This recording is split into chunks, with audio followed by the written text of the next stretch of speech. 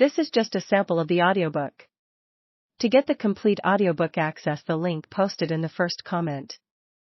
April 18th, 2012 is a momentous date in Lady Vol history because Summitt, a coach who started her career at age 22 while teaching classes at Tennessee and working on her master's degree, made public what had been anticipated.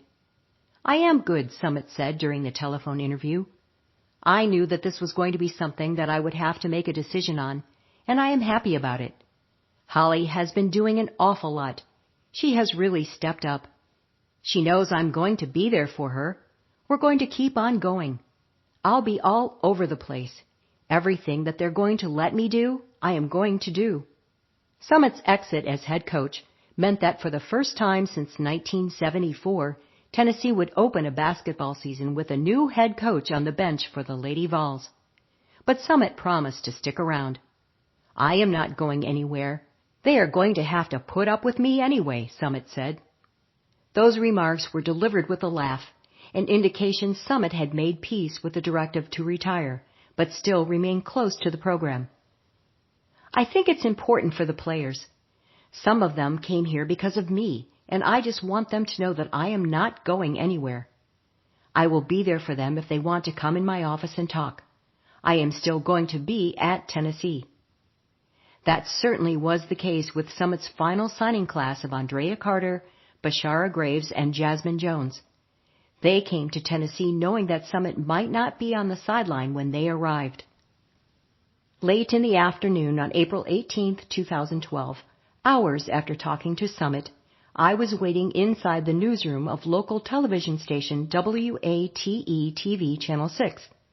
An hour-long special about Summitt was being aired, and I was asked to provide commentary. Carter had agreed to be interviewed on the air by telephone from her home in Flowery Branch, Georgia, near the end of the hour. I was placing a quick reminder call to Carter, but I accidentally hit Summitt's number when opening the call log on the phone. A voicemail greeting indicated the error, and since it was nearly time to go inside the studio, I ended that call and quickly called Carter to verify her availability and remind her to be ready during the show. During that exchange, Summitt had called back and left a voicemail, saying to call her if I needed anything. I placed a call to Summitt to explain the earlier error. But Summitt sounded completely different than she had hours earlier during the phone interview with Inside Tennessee. In fact, Summitt sounded emotional, and her voice was barely audible at times. She was crying. I ducked into an empty office for privacy. When I asked Summitt whether she wanted to officially retire the next day, initially there was silence. I again asked, "Pat, is this what you really want to do?" When Summitt spoke, I could hear the anguish in her voice. Summitt said she didn't want to step down, but she knew she had to do so. She didn't want that said on television the day before her press conference. She wanted a smooth process, especially for Warlick's transition, because that was best for Tennessee. Summitt's voice cracked while she talked. I had never heard Summitt cry and tried to offer some words of comfort. Summitt said she would be okay, and the conversation ended.